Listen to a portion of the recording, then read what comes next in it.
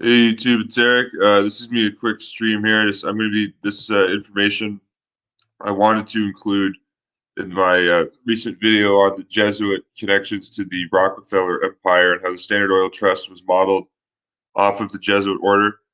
Because this just complements the information in that video very well. But right around this time in 1903, when the Rockefeller Empire was taking over the United States and like taking over the world economy, really. You had this Archbishop of Chicago, Edward Quigley. He made this announcement. I'm going to show you. I have the original source document from 1903 here from the Chicago Tribune, May 5th, 1903. But Archbishop Quigley literally says that when the United States of America rules the world, that the Roman Catholic Church will rule the world. And he boasted about this right at the time when the Standard Oil Trust was taking over the United States. And again, if you haven't seen that video I did recently, I recommend you check that out. The Standard Oil Trust was modeled off of the Jesuit order. But it's interesting the timing. Again, like, in 1903, this is when the Archbishop of Chicago chose to make this statement. And this is him here. He was actually Canadian born. He was born in Oshawa, Ontario, Canada. James Edward Quigley. He was the Bishop of New York and then Archbishop of Chicago. There's Archbishop Quigley Preparatory Seminary named after him in Chicago, which is now a U.S. National Historic Site. Or there it is there. This has some pretty interesting alumni, to say the least, like the Archbishop of New York during 9/11, Cardinal Egan, Cardinal Edward Egan went here. Another Egan that went to the seminary was Saul Alinsky's priest, the Roman Catholic priest, puppet master of Saul Alinsky. And Saul Alinsky is a big figure in the Democratic Party. Like Jesuitess Hillary Clinton wrote her college master's thesis on Saul Alinsky, I believe, something like that.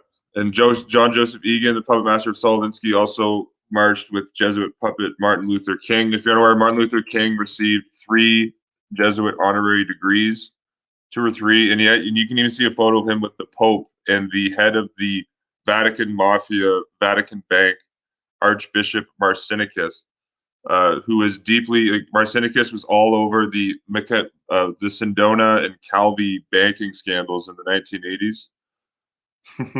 And you can see a photo of him with Martin Luther King. But the point being, there's some very interesting alumni at this Archbishop Quigley Seminary, which is now a U.S. National Historic Site. And the Archbishop Quigley boasted how in 1903, when the Catholic Church, or the United States rules the world, the Catholic Church will rule the world. It's interesting too that you got 7 Roman Catholics now in the U.S. Supreme Court. The U.S. Supreme Court is a Roman temple. Yeah, the Catholics have a clear majority in the U.S. Senate. They have a majority in the U.S. Congress. They have a majority in all of the quote alphabet agencies. There's Roman fasces in the U.S. House of Representatives. There's actually a plaque of 2 popes. If you're unaware of this, I'll just get to this here.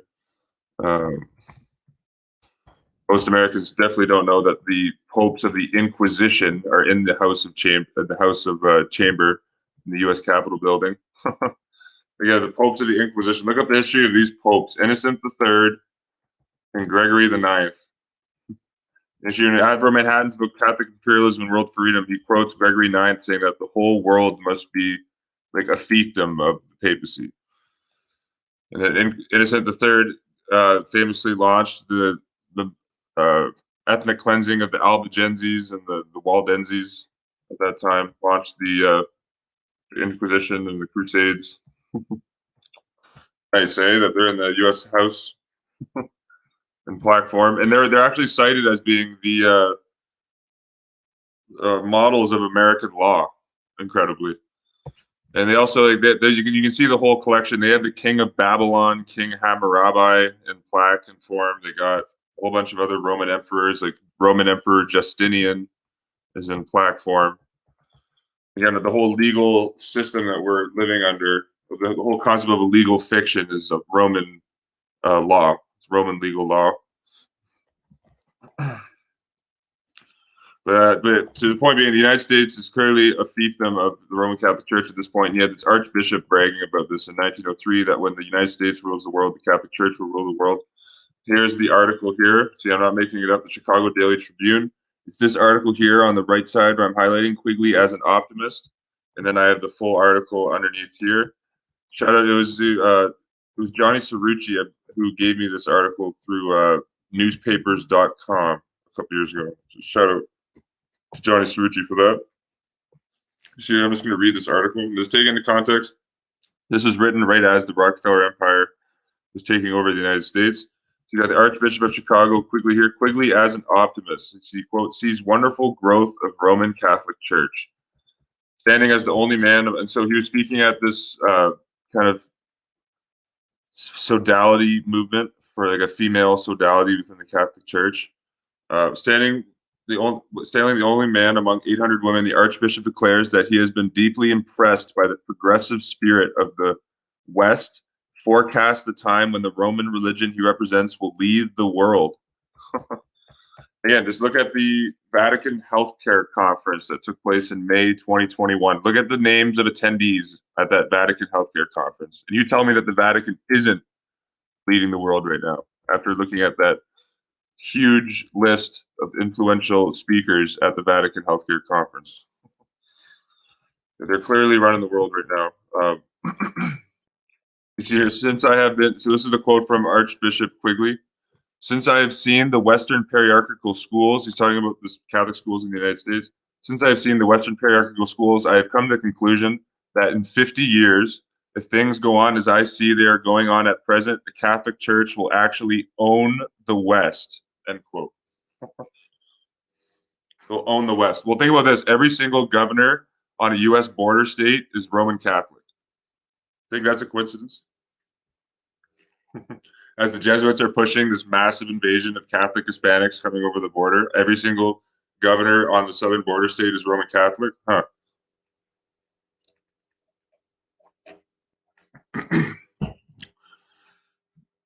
You got groups like the Jesuit Kino Initiative, where the biggest advocates for illegal immigration. And actually, just interesting on that point, I was watching Tucker Carlson actually just rightfully called out that America is being invaded on the southern border on his show a couple nights ago, but particularly Tucker Carlson didn't bring in the Catholic angle of that invasion. But who knows? Maybe he'll get there. The Pope's NSA is supposedly spying on Tucker Carlson now. And if you aren't aware, I covered this. The logo of the NSA, they admit the silver key in this logo represents the Pope's temporal power. So this is showing that Archbishop Quigley was correct. What he said, like when the United States became to rule the world order, the Catholic Church therefore became the ruler of the world.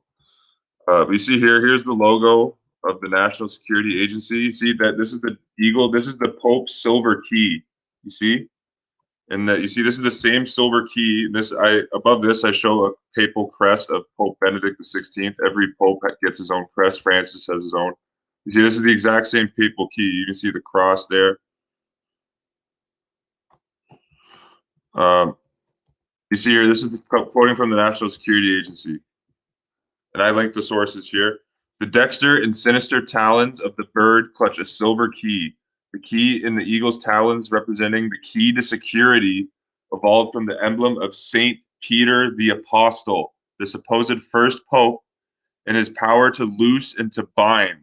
It also symbolizes the mission to protect and gain access to secrets. That's coming from the NSA's own website. They say that this key is the key to security. It's the emblem of Saint Peter the Apostle. That's the first pope. I literally quote the Catechism of the Catholic Church, and you see here quoted that the Pope is the successor of St. Peter. See, St. Peter and the rest of the apostles constitute a single apostolic college. So in like fashion, the Roman pontiff, Peter's successor, and the bishops, the successors of the apostles, are related and united to one another. So it's telling you right there that key is the Pope's key on the NSA. You wonder why no one in the quote-unquote alternative media talks about it. Jesuit control runs very deep. Okay, but going back here to Archbishop Quigley. I'm just going to, this video will be fairly short. I'm just going to read this article and sign off here. I wanted to just add this information to the video I did on John D. Rockefeller a couple days ago. Well, absolutely, man. Tucker Carlson's definitely a gatekeeper. I've never seen it being called out as an invasion, which is, I've been saying that the Jesuits are invading the United States southern border with Roman Catholic immigrants for like 3 or 4 years now.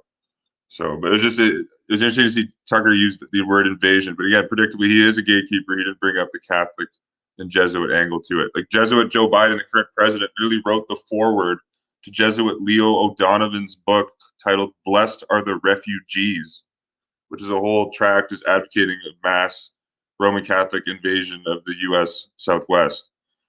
That same Jesuit Leo Donovan, you can see here in a photo with Bill Gates. You can also see a photo of this Jesuit Leo O'Donovan with pedophile Harvey Weinstein. Leo O'Donovan, who Biden wrote the foreword for his pro-immigration book, was on the board of directors of Disney. Joined the Disney board in 1996. Look at that. And he gave the invocation at Joe Biden's swearing-in ceremony on January 20th. So you can see, like, and if you look at a chart, like since Biden took office, there's literally a spike of hundreds of thousands of more illegal immigrants are coming over the border, all by design. Okay, so you see here, so Archbishop Quigley said the Catholic Church will actually own the West. So back to the Chicago Tribune. Such was the optimistic declaration of Archbishop Quigley last month before the Children of Mary's Sodality at the Holy Name Parish School, Chicago Avenue and Cass Street. The occasion was the reception given to the Archbishop by the members of the Sodality, and the prelate was the only man in a gathering of 800 women. The Archbishop was introduced in a brief speech by the Reverend John J. Code. I wonder if this guy was a Jesuit. The Reverend John J. Code, who then disappeared, leaving the Archbishop alone among the women of the Sodality. His opening words were devoted to a series of graceful compliments to his hearers. So here's more quotes from Archbishop Quigley. You see this, so the title is "Find Chicago as Represented." Before I came to this city, I had heard that Chicago people were given to boasting, and he said, Quigley, then continuing, quote, "Now I fear I am coming to be something of a boaster myself where Chicago is concerned. Since I had been here, I have found Chicago just as the boasters had represented it. It is true that I have seen little of the city." So here you go. He hasn't even seen the whole city of Chicago, and he's boasting about it. Just kind of shows the arrogance of the priesthood. But continuing, they have kept me so busy up at my residence, I have not had the time to see Chicago. Why, I have hardly been downtown yet. I'm looking forward to the time when I am going to go down into the city all alone and become lost in Chicago. However, I've had the opportunity to see a few of the churches and schools in the diocese, and I have gained some idea of what a magnificent big Catholic city Chicago is. Again, you look up the Chicago fires that took place in Chicago. It was the Jesuit church, coincidentally, was one of the only buildings that didn't burn down in the fire in Chicago. The Haymarket riots, which took place on May 4th, a date of 54 numerology, Jesuit order equals 54. That took place in the Chicago area. And again, Chicago is a very Catholic city. All you have to look up is the Balbo Monument, which the Roman Catholic fascist dictator Mussolini gifted to the city of Chicago in 1933. An ancient Roman column that is approximately 2,000 years old, dating from 111 and 38 BC. It was taken from an ancient port town outside Rome by fascist Roman Catholic dictator Benito Mussolini, who signed the Lateran Treaty with the Vatican and gifted to the city of Chicago in 1933. Well, I thought fascism was the enemy. Why is the city of Chicago accepting monuments from fascist dictators? And these monuments are Roman columns. You can see the Roman fasces all over the columns. So this gift was to honor the transatlantic flight led by Italo Balbo. Balbo is the heir apparent to Italian dictator Benito Mussolini. So the Chicago was honoring a flight by a fascist politician, Italo Balbo, to the Century of Progress World's Fair. So the Chicago hosted the World's Fair in 1933, and Balbo, the fascist politician, did like a flight around the Atlantic Ocean. So I assume he probably started at Chicago, flew around the Atlantic, and came back to Chicago. This is a fascist politician doing this, Italio Balbo, and the gift was given by a fascist Roman Catholic dictator to the city of Chicago. It's just kind of like, like that's kind of odd, don't you think? Like America, a country that espouses about like freedom and democracy and all that stuff. Interesting, eh? Of course, Benito Mussolini had a Jesuit priest as his confessor, Father Taci Venturi, S.J. So Chicago, as the Archbishop is said here, it's a very big Catholic city. He says here, I'm just going to read that quote again. I have gained some idea of what a magnificent, big Catholic city Chicago is. Since I have come here, I have visited Joliet, and in that city, I visited one of the patriarchal schools. It was the first time I'd seen a patriarchal school in the West. So this is where he says here that America is going to rule the world. This is a fascinating quote here from the and again, this quote is from this Archbishop James Quigley of Chicago.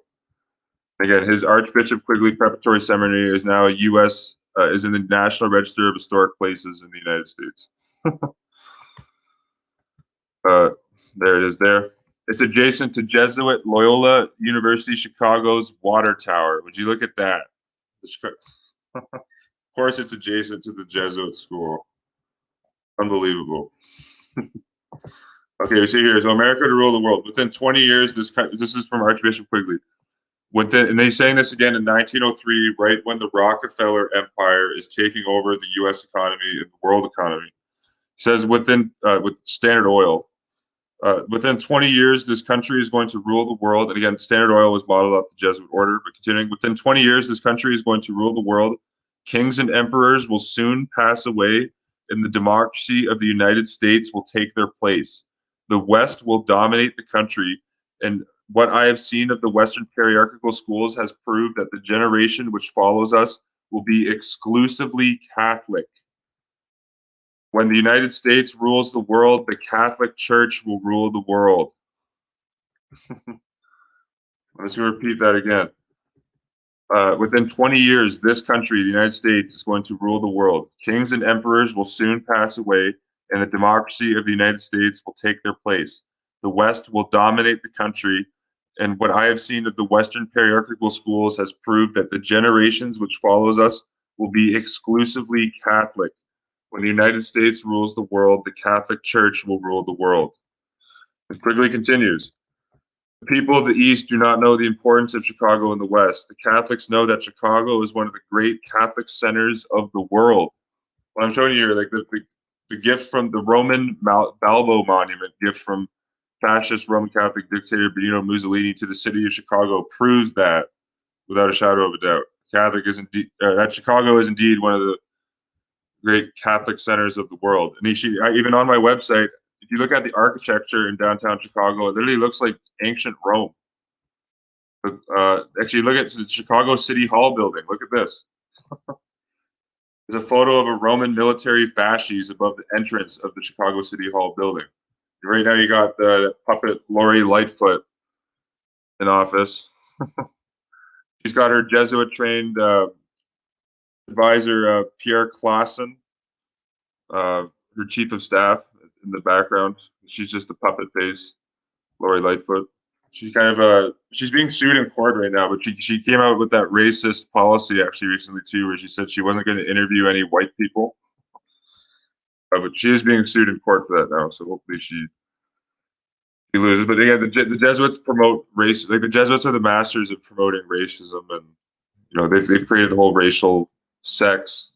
Just look at how the Basque separatist movement in Spain, which the Jesuits have been all over since like the 1860s. Creating racial division, racial strife, racial tension. But you see, there's the fasces at the Chicago City Hall. And I had a photo here of the Cook County Courthouse. J. Edgar Hoover, 1 year after the murder of John F. Kennedy, received his Jesuit sword of Ignatius Loyola in Chicago at Loyola University, which is adjacent to the Archbishop Quigley Seminary. There's Inquisitor J. Edgar Hoover receiving as Jesuit a replica of Ignatius's sword that he took into battle when he went to join in on the Crusades to go to the Holy Lands to murder the heretics, the Turk and Muslim heretics at the time. So here's the photo here. Photo of the Roman Empire resurrected in Chicago at the Cook County Criminal Courthouse. Fasces are present. And here you even see the ancient, like kind of the SPQC. This is an ancient ode to the Roman Empire here. It's amazing. Here's a Roman centurion holding two fasces. This is in the United States. This is why I call it Romerica. I call it Romerica for a reason. This is the Cook County Criminal Courthouse in ancient Rome in Chicago. So, absolutely, Washington in the lap of Rome. Actually, I have that book up on my archive.org page. People should check that out. Written by a Protestant priest, James Fulton, in 1888. That was a great book. So you see, Chicago is one of the great Catholic centers of the world. In 50 years, Chicago will be exclusively Catholic. In 50 years, Chicago will be exclusively Catholic. I can think of like the Roman Catholic Daley dynasty they've had like 3 or 4 mayors of Chicago. The Daley Catholic crime family. This may be said of the greater New York. So New York is now Roman Catholic, exclusively Catholic in 50 years, according to Archbishop Quigley. And the chain of big cities stretching across the continent to San Francisco. I'm going to repeat that. So he's saying every single big city in America will be exclusively Catholic in 50 years. And he's saying this in 1903. So by 1953, he's saying every single big city in America will be exclusively Catholic. In 50 years, Chicago will be exclusively Catholic. The same may be said of greater New York and the chain of big cities stretching across the continent to San Francisco. It has never forced itself on me, this conviction, as it has since I have been in Chicago. I am simply overcome by it. I am not telling you this to flatter you. I mean what I say. He says he means what he says. When I see what is going on, I am more than pleased. Nothing can stand against the church. He says nothing can stand against the church. And this is where he makes a threat. He actually makes a veiled threat to politicians in Chicago. He says who would dare to challenge the church. He says, I would like to see the politician who would try to rule against the church in Chicago. His reign would be short indeed. You look at that. Again, that's a threat of violence. He says, I would like to see the politician who would try to rule against the church in Chicago. His reign would be short indeed. Actually, right at this time, too, I guess this was probably a few years after, let me get the exact date, but you had Roman Catholic Charles Joseph Bonaparte. Actually, so 5 years later, you had the Roman Catholic Bureau of Investigation, which became the Federal Bureau of Investigation, formed just 5 years after the statement by Archbishop Quigley. And I'm going to show you this. I'll show you the quote. I've read this on this stream I did with George on the FBI, but the founder of the Bureau of Investigation, Charles Joseph Bonaparte, the Attorney General, the Jesuit puppet Theodore Roosevelt. Charles Joseph Bonaparte was as Catholic as one could be. He actually viewed non-Catholics as heretics. This is the founder of the FBI.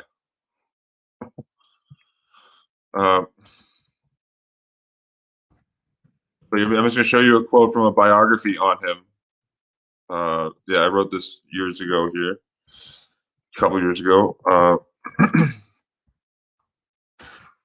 You see here, the FBI, before adopting the current name, was known as the BOI, Bureau of Investigation. The founder of the BOI was a descendant of Jesuit puppet Napoleon Bonaparte, a devout Catholic named Charles Joseph Bonaparte.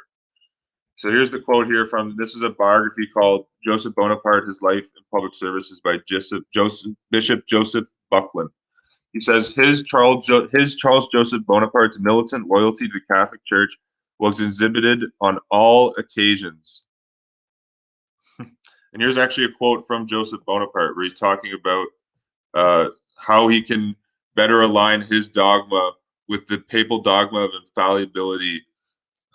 It's incredible. Like, this history is totally occulted. The United States is the sword arm of the Roman Catholic Church. They have an archdiocese for the military services in the United States military. Pentagon building I showed in the last video on Rockefeller was modeled off of diagrams from Jesuits in the 1600s. And he had a Knight of Malta, Jesuit-trained architect John McShane design the Pentagon. And here he calls at the very end, he calls this a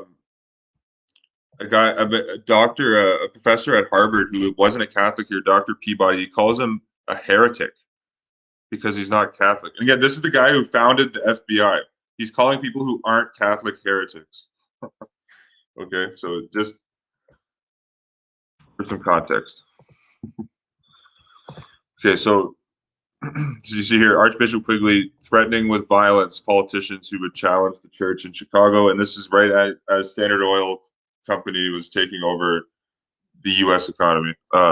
Continuing here, this encouragement for sodality. This sodality has the power. And again, it wasn't just like J.P. Morgan was a knight of Saint Maurice and Lazarus. J.P. Morgan, another he was probably the closest robber baron at that time to matching the wealth of John D. Rockefeller. J.P. Morgan was a Roman Catholic knight of Saint Maurice and Lazarus. Let's look at guy Thomas Fortune Ryan was known as one of the richest men in Wall Street at this time. This guy was essentially a lay Jesuit, king of the tobacco industry. You see here right on his Wikipedia, Ryan was perhaps the greatest benefactor to the Roman Catholic Diocese of Richmond. Look at that, Robert Baron Thomas Fortune Ryan, American tobacco insurance and transportation magnate. And I've just Nicholas Frederick Brady, another one. His grandson was the Treasury Secretary in the Reagan administration. This is him here, Nicholas F. Brady, known for the Brady Plan. But his descendant, Nicholas Frederick.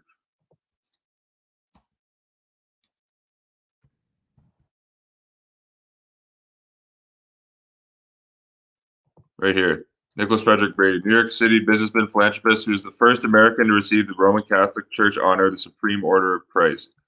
This guy was a director of over 50 corporations. His when he died, his wife at the time, the Duchess Brady, gifted his whole estate to the Jesuits. So this, the point being, like the robber baron class, what it's said is this is modern day papal black nobility. That's all it is. And here it is. There, Brady estate goes to Jesuits from 1937.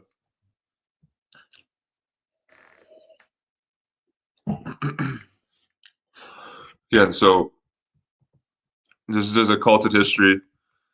The Rockefellers, and again, they often get, because they're like officially Baptist, there's propaganda that gets put out that Protestants are controlling American capitalism, you know, which is an absolute joke. Again, just look at the robber barons. The founder of the Anaconda Copper Company was it Daly. I'm just going to pull this up here. Another massive. It was Edmund Paris's book that,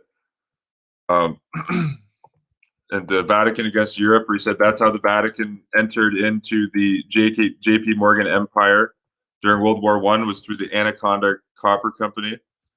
But who is the founder of the Anaconda Copper Company? One of the biggest, massive, monopolistic cartel capitalist firms in the United States at this time. Who was it? It was a Roman Catholic, Marcus Daly, and Daly's sister, Catherine Daly Rudden, gifted her estate to a Catholic priest. First president of U.S. Steel, Charles Schwab, Roman Catholic. Schwab then founded the Bethlehem Shipbuilding and Steel Company. And you see the Jesuitism just in the name, Bethlehem, the supposed birthplace, or that's where Jesus is said to have been born. Again, you see sacrilegious Jesuits at it again. But the robber, it's just it's amazing. I'm just bringing this up because like the robber baron class gets kind of smeared as being Protestant to many historians, according to many historians, which is completely ridiculous. It just shows that they're either covering for the church or they're just ignorant. Again, this information is very occulted. This is how Quigley ends off his grand statement here. This sodality has the power to accomplish much toward the advancement of the church. Your opportunity lies in the line of the help which you may find it in your power to give to your pastors. Unless some rare occasion should present itself, there is no way in which you may directly aid me. but the help you may give me through the organization I am in need of. It is by this and through the saving of your own souls that you can do the greatest good for the church. And again, I'm just going to read this quote one more time, just because it's very important just to understand the kind of context of what's going on today. This is Archbishop Quigley in 1903, and then I'm going to wrap it up after this. Check out some of the comments. He said, within 20 years, this country is going to rule the world, the United States. Kings and emperors will soon pass away, and the democracy of the United States will take their place. The West will dominate the country, and what I have seen of the Western patriarchal schools has proved that the generation which follows us will be exclusively Catholic. Speaking of another Catholic robber baron that I'm just forgetting to mention right now, John Francis Keeney, founder of Monsanto, was a Knight of Malta and Roman Catholic. He's born in the Catholic city of Chicago. So look at that. John Francis Keeney, another Roman Catholic robber baron, founding for the Monsanto Chemical Works Company in St. Louis, Missouri, where the Jesuits have their Jesuit St. Louis University. And Monsanto has been poisoning the masses ever since, taking over the world economy via cartel capitalistic strategies, predatory pricing, so forth. Like there's a great, I can think of a documentary, "The Seeds of Destruction," a good documentary on Monsanto. But again, no one really brings up how it was a Roman Catholic who was connected with the Knights of Malta in the political hierarchy of the Vatican, John Francis Keeney, who founded Monsanto. That doesn't get brought up about. Quigley says again, I'm just going to say this: when the United States rules the world, the Catholic Church will rule the world. You know, that's coming from an archbishop. So important history. And again, I recommend you check out this article. This is from the original Chicago Tribune, 1903. See, Tuesday, May 5th, 1903. Let me check out the chat here. Absolutely, Pedro. The medical indulgences will be your carbon footprint, and I think that the BAP in this new Inquisition, that yes, it's a good carbon footprint will be your your indulgence, and your baptism will be your COVID vaccine. Your Roman Catholic baptism is now the COVID vaccine. Pope Francis is one of the biggest advocates of, and actually, it's just amazing how this works. So right before the G7 conference, you had Pope Francis come out and say that, oh, the rich countries in the world can't be hoarding the vaccines. Everyone must be given a vaccine. Pope Francis says that, and then a week later at the G7, they donate, like 10 billion doses to the world. Literally doing exactly what the Pope told them to do at the G7. It's just interesting how that works out. The Pope says something, and then the puppets at the G7 echo exactly what the Pope says just a few days later. Huh.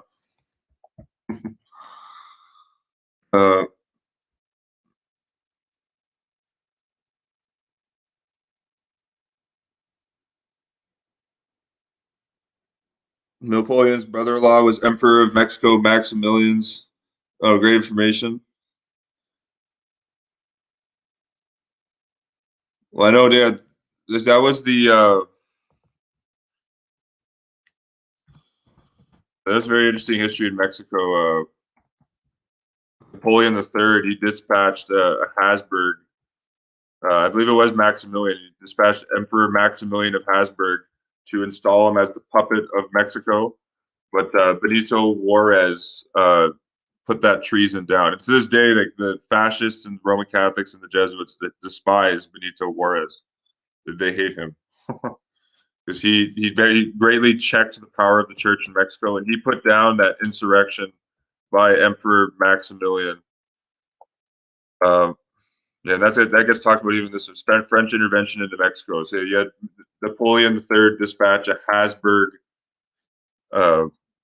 Maximilian of Habsburg, Archduke of Austria, and he was to be installed as the puppet of Mexico, but Juarez stamped that out. No, that's a good point. Good history there. Amber Lance, thanks for the comment.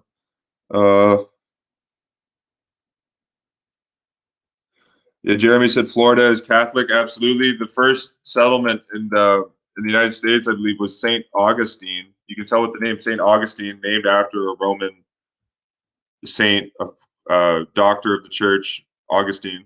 St. Augustine, I believe, was the first settlement in the United States, and this is when the Roman Catholic Spaniards were colonizing the United States. And of course, California used to be a Spanish colony, Catholic Spanish colony as well. And that's evident in all the names of the cities. Like Los Angeles is a reference to the Virgin Mary, the Queen of the Lady of Angels, which is the Virgin.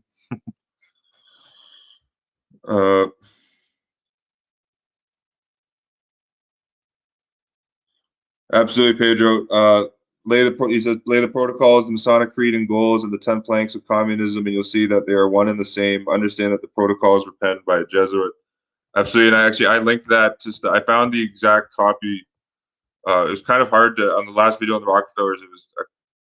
I had to do a lot of work to find this, but I found a copy of the Protocols of Zion, where they actually say that the Jesuits are the only group of men that compares to us. So clearly it was penned by a Jesuit. And again, I check out Leo H. Lehman's book, Behind the Dictators, for historical context and why the Jesuits penned the Protocols of Zion and what subsequently happened afterwards with the Roman Catholic Inquisitions of World War II with Hitler, Franco, Stalin, Mussolini, etc., etc. But yeah, I think that's all for this one, guys. Archbishop Quigley of Chicago in 1903 said, when the United States rules the world, the Catholic Church will rule the world. And that's what we are seeing today unfold on the geopolitical stage. But thanks for the comments, guys. Appreciate you guys tuning in, and I'll see you on the next video.